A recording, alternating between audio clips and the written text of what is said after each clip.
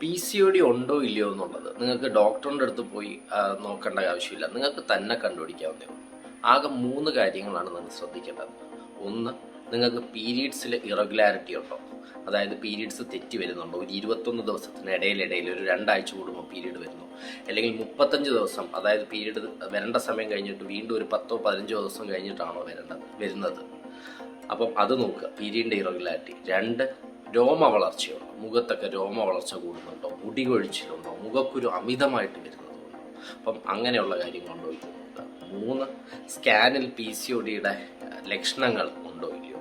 അപ്പം ഈ 3 കാര്യങ്ങളിൽ നിങ്ങൾക്ക് 2 കാര്യങ്ങളെങ്കിലും ഉണ്ടെങ്കിൽ നിങ്ങൾക്ക് PCOD ഉണ്ട് എന്ന് നമുക്ക് അനുമാനിക്കാം. അതായത് നല്ല രോമ വളർച്ചയും അതിൻ്റെ ഒപ്പം തന്നെ പീരീഡ് തെറ്റിയും വരികയാണെങ്കിൽ പിന്നെ നമുക്കൊരു സ്കാനിൻ്റെ ആവശ്യം പോലും ഇല്ല. നിങ്ങൾക്ക് ആ 2 കാര്യങ്ങൾ വെച്ച് തന്നെ നിങ്ങൾക്ക് ഉറപ്പിക്കാം നിങ്ങൾക്ക് PCODയുടെ തുടക്കമുണ്ട്. അതല്ല, സ്കാനിങ്ങിലുണ്ട്, പിന്നെ അതിൻ്റെ കൂടെ രോമ വളർച്ചയുണ്ട്, പക്ഷെ പീരീഡ് എല്ലാം കറക്റ്റാണ് ഡോക്ടറെ, അവർക്കും PCOD ഉണ്ട്. അപ്പം ഞാൻ ഈ പറഞ്ഞ 3 കാര്യത്തിൽ 2 കാര്യങ്ങളെങ്കിലും ഉണ്ടെങ്കിൽ തീർച്ചയായിട്ടും നിങ്ങൾക്ക് PCOD ഉണ്ടാവാനുള്ള സാധ്യതയുണ്ട്. അപ്പം അതിനുള്ള ട്രീറ്റ്മെൻറ്റ് എടുക്കേണ്ട ആവശ്യമുണ്ട്. Thank you.